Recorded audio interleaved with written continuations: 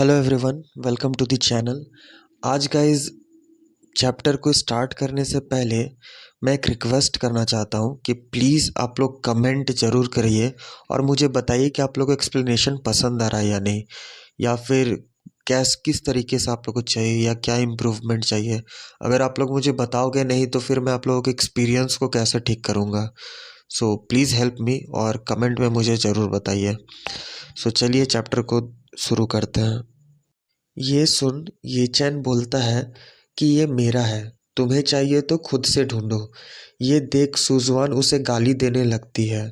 फिर ये चैन बोलता है कि तुम दूसरों के हर्ब को चुरा रही हो, क्या तुम्हारा सच्चाई की कीमत यही है।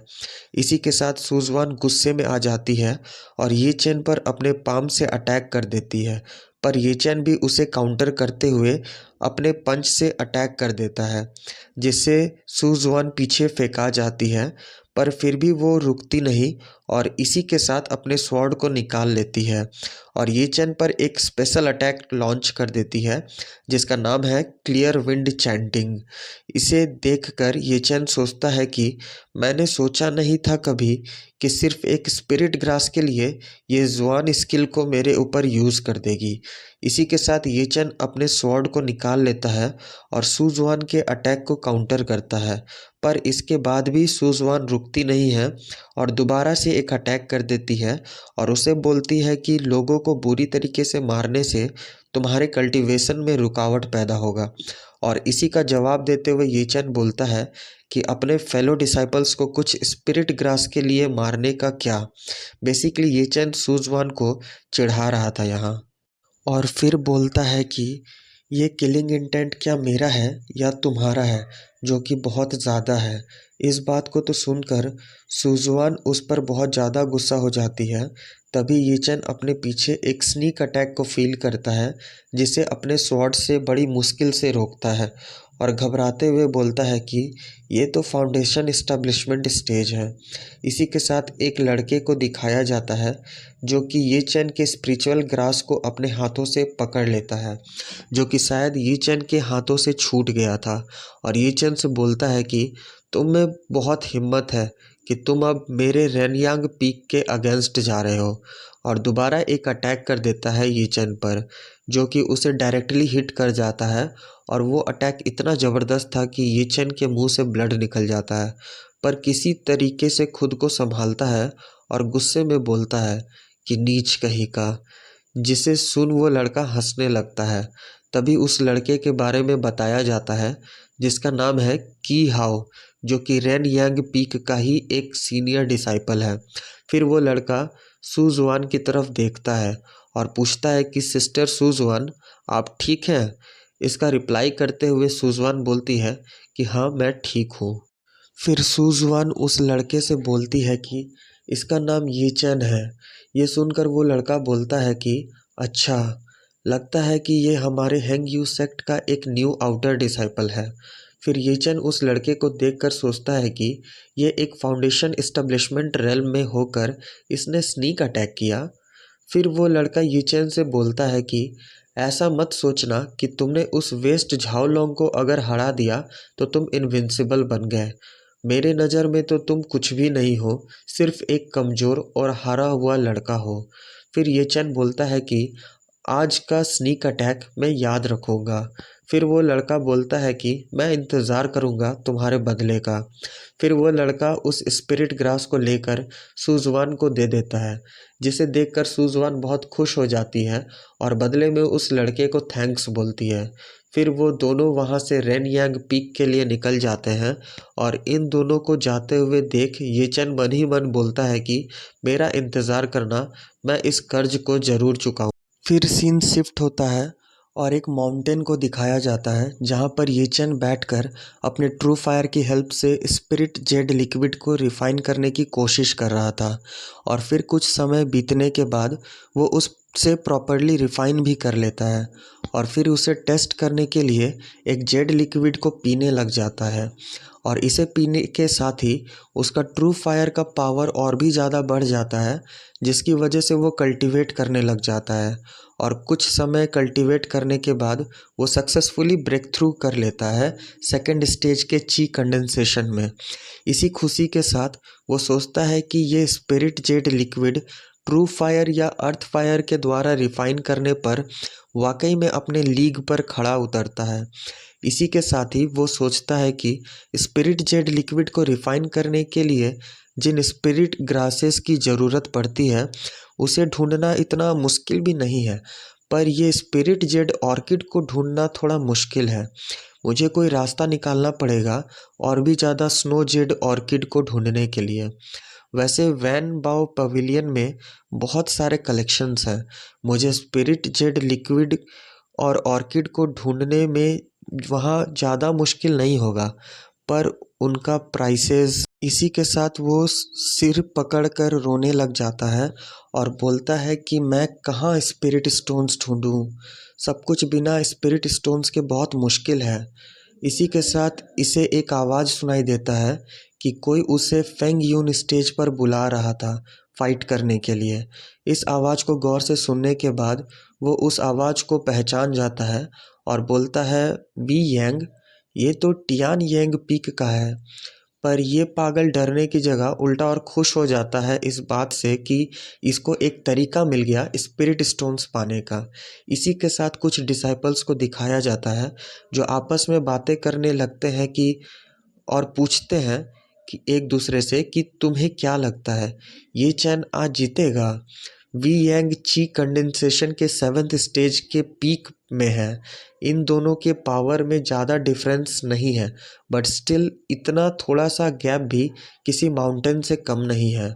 फिर कैसे कोई एक्सपेक्ट कर सकता है कि ये चैन आज जीतेगा। वी यंग के पास आइस की का स्किल है।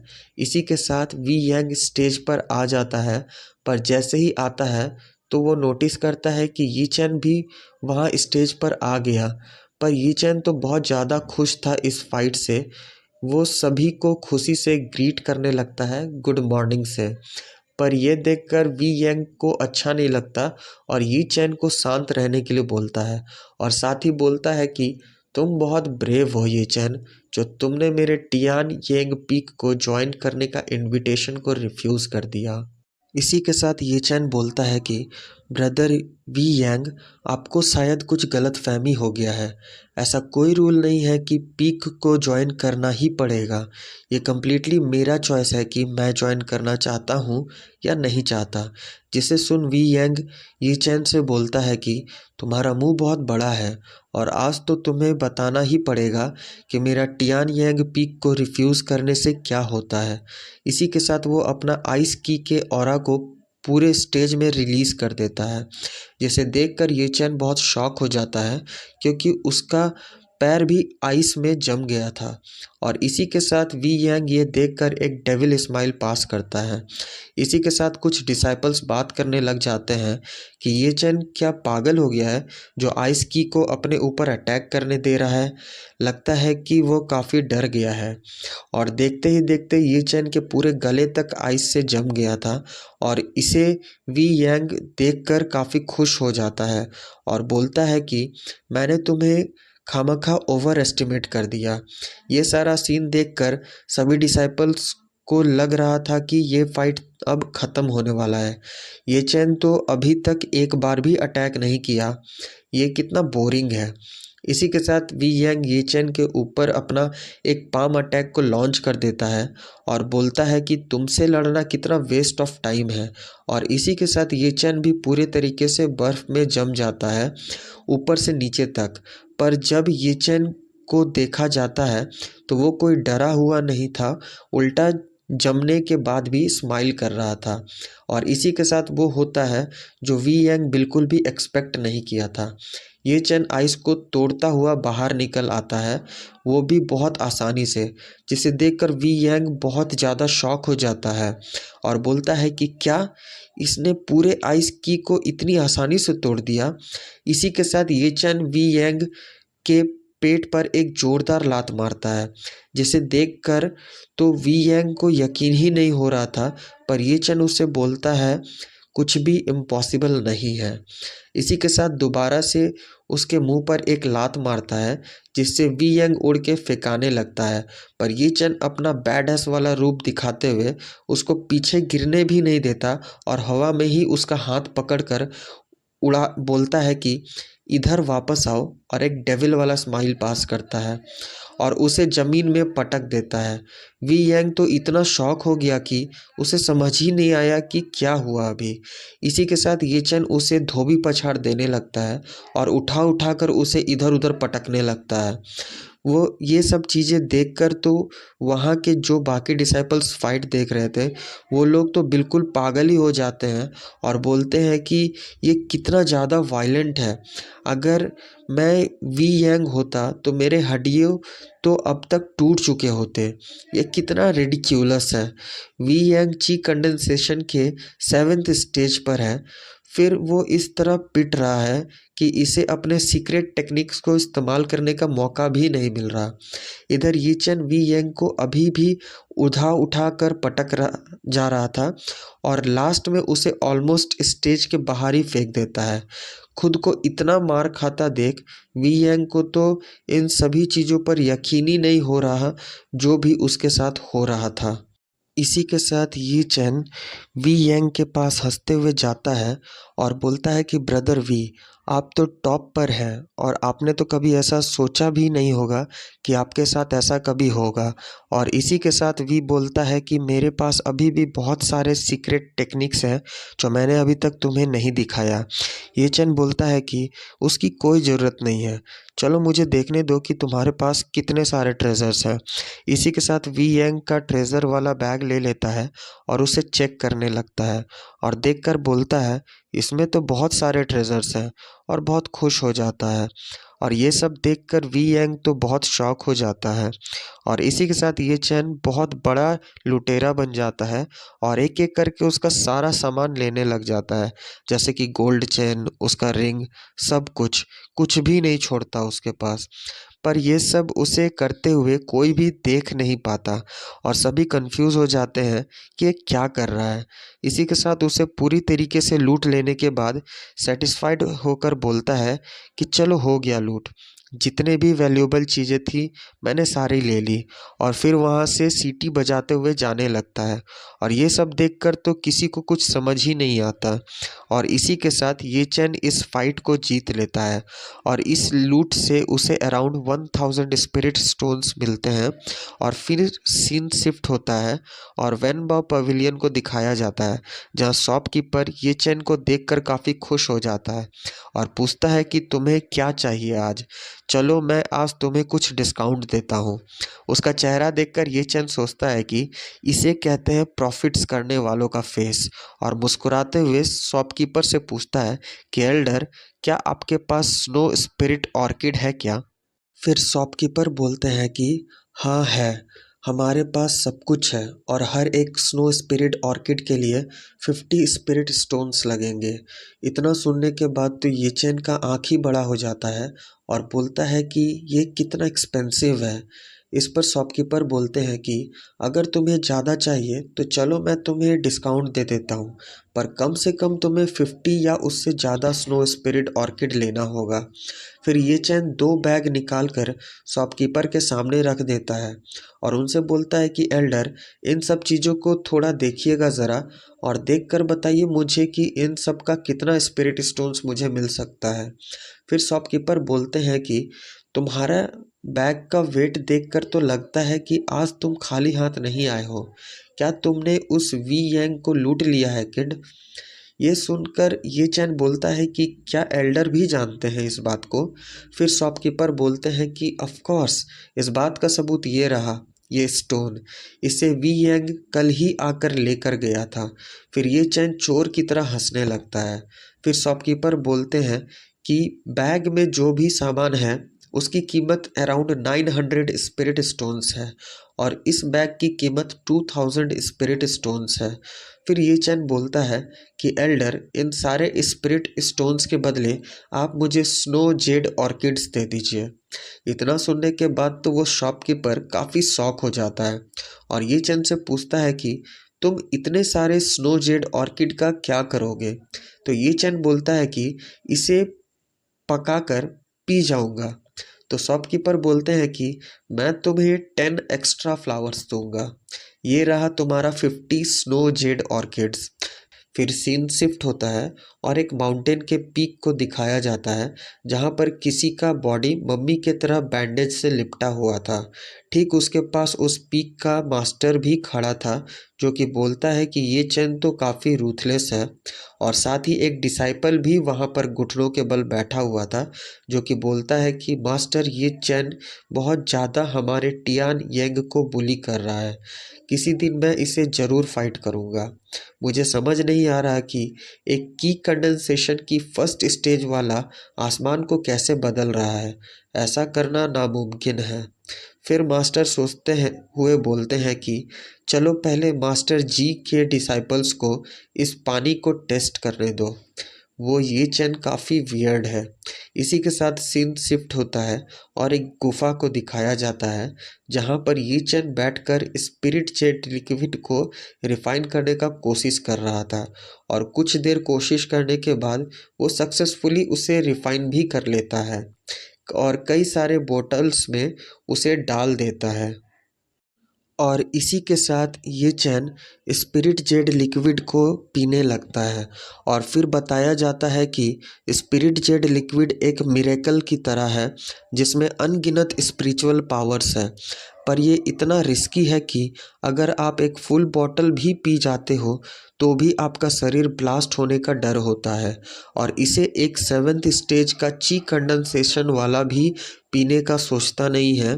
पर यहाँ ये चैन पूरा 20 बॉटल्स को पी जाता है।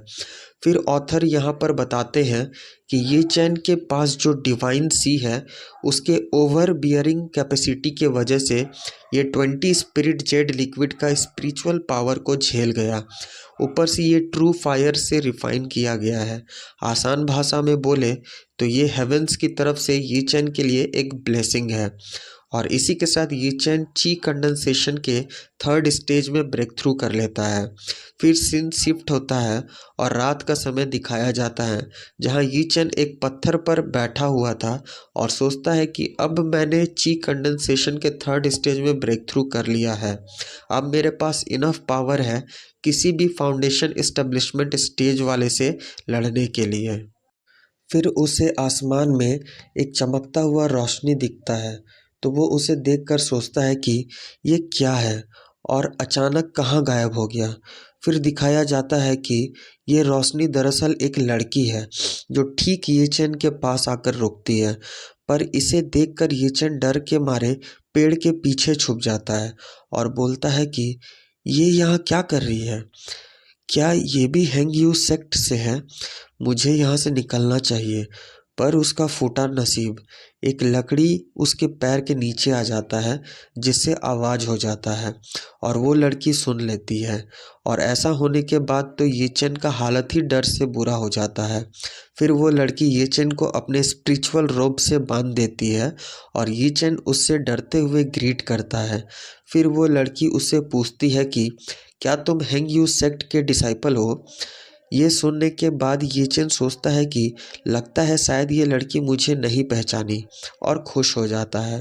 पर वो लड़की गुस्सा हो जाती है, उससे नीचे पटकते हुए उससे बोलती है कि क्या मुझे दोबारा पूछने की ज़रूरत है? फिर ये चैन बोलता है कि अभी सिर्फ कुछ ही दिन तो बीते हैं, आपका मेमोरी तो बहुत ही बुरा है। पर वो लड़की दोबारा उससे पूछती है कि क्या तुम हैंग्यू के डिसाइपल हो? फिर ये चैन उसे हाँ में जवाब देता है। फिर वह लड़की अपना हैंग यू सेक्ट का जेड टोकन को दिखाते हुए उससे पूछती है कि फिर तुम माउंटेन के पीछे आधी रात को क्यों रेंग रहे हो? फिर ये चैन बोलता है कि मैं स्पिरिचुअल ग्रासेस को ढूंढ रहा था। फिर वो लड़की बोलती है कि तो फिर मुझे देखकर क्यों भाग रहे थे? क्या मैं तुम्हें डरावनी दिखती हूँ? फिर ये चैन बोलता है कि मुझे लगा कि आप मेरी चीज़ें मुझसे चुरा लीजिएगा। इससे वह लड़की चिढ़ जाती है और बोलती है कि मैं चुरा लूँगी। फिर उससे पूछती है कि क्या तुमने किसी चीज़ को यहाँ से जाते हुए देखा? तो ये चैन बोलता है कि हाँ हाँ, मैंने एक वाइट लाइट को यहाँ से जाते हुए देखा है। फिर वो लड़की उससे उसका डायरेक्शन पूछती है तो ये चैन उसे नॉर्थ ईस्ट बताता है और फिर सोचता है कि जाओ जाओ एंसेस्टर, जल्दी जाओ यहाँ से, वरना अगर तुम्हें वो रात याद आ गई तो तुम मुझे मार डालोगी। गाइस, आपकी जानकारी के लिए बता दूं कि ये वही लड़की है जिसने उस रात को ये चैन का रेप किया था। लोल। फिर वो लड़की एक तालिस्मान को निकालती है और उसे ऊपर उछाल देती है, जिसे एक बैरियर की तरह बनने लगता है और फिर बोलती है कि ब्रदर, ये तुम्हारी तरफ जा रहा है, तुम साउथ वेस्ट पर नज़र रखना और उसके करीब मत जाना, अंडरस्टूड। फिर वो बैठकर वहाँ पर कुछ करने लग जाती है, जिसके वजह से उसके चारों तरफ काफ़ी सारा स्पिरिचुअल एनर्जी निकलने लगता है। ये सब देखकर यीचन काफ़ी डर जाता है और इसी के साथ वो लड़की एक लेज़र यीचन के सर पे मार देती है, जिसके वजह से यीचन को थोड़ा चक्कर आने लगता है और अजीब सा फील होने लगता है ये लड़की फिर से इसका रेप करने वाली है। लोल। फिर दिखाया जाता है कि आसमान में एक बैरियर बन गया है और वो लड़की यीचन से बोलती है कि अपने सेंसेस में वापस आओ और यहाँ से चले जाओ, जिसे सुनकर यीचन तुरंत ही वहाँ से बहुत तेज़ी से उड़कर चला जाता है और उसे देखकर वो लड़की बोलती है कि क्या मैं इतना ज़्यादा डरावनी हूँ। इसी के साथ वहाँ पर एक और लड़की आ जाती है जो कि यीचन का सेंट को सूंघने लगती है और बोलती है कि काफ़ी फेमिलियर सेंट है। इसी के साथ पहली वाली लड़की उससे पूछती है कि लिंगर, तुम तो सेक्लूजन में थी ना, फिर तुम यहाँ क्या कर रही हो। फिर लिंगर बोलती है कि इतना इम्पॉर्टेंट काम हो रहा है, फिर मैं सेक्लूजन में कैसे रह सकती थी। गाइस, आपकी जानकारी के लिए बता दूँ, ये पहली लड़की का नाम है चू जुआन और दूसरी लड़की का नाम है चू लिंग, जिसे लोग लिंगर भी कहकर पुकारते हैं। ये दोनों सिबलिंग्स हैं। फिर लिंगर चू जुआन से पूछती है कि क्या ये बैरियर उसे फंसा पाएगा, तो चू जुआन बोलती है कि हाँ, ये बैरियर नॉर्मल से काफ़ी बड़ा है। फिर लिंगर बोलती है कि ब्रदर झैंग और बाकी सभी लोग इसे घेरने में बिजी हैं। इन दिनों काफ़ी भगोड़े मिल रहे हैं, पता नहीं ये बैरियर ये सब फ्यूचर में रोक सकेगा कि नहीं। फिर लिंगर बोलती है लेट मी हेल्प यू, और वो भी वहाँ पर बैठकर अपना स्पिरिचुअल ऑरा को रिलीज़ करने लग जाती है और साथ ही ये चैन के बारे में बात करने लग जाती है कि मैं अभी एक वियर्ड लिटिल गाय से मिली। वियर्ड लिटिल गाय? कौन? ये काफ़ी स्ट्रेंज है। Okay, leave. और इधर ये चैन बस भागे जा रहा था और मन में सोच रहा था कि उसे कुछ भी याद नहीं है। क्या वो वही लड़की है या फिर कोई और? नो वे। क्या एक ही शक्ल के दो लोग इस दुनिया में हो सकते हैं? क्या वो वही रात वाली लड़की है? क्या वो हेंग्यू सेक्ट में ही रहती है? लगता है मुझे हेंग्यू सेक्ट को छोड़ना पड़ेगा अब। और अगर वो सच में सेम दिखने वाली लड़की है तो मुझे फिर टेंशन लेने की ज़रूरत नहीं है।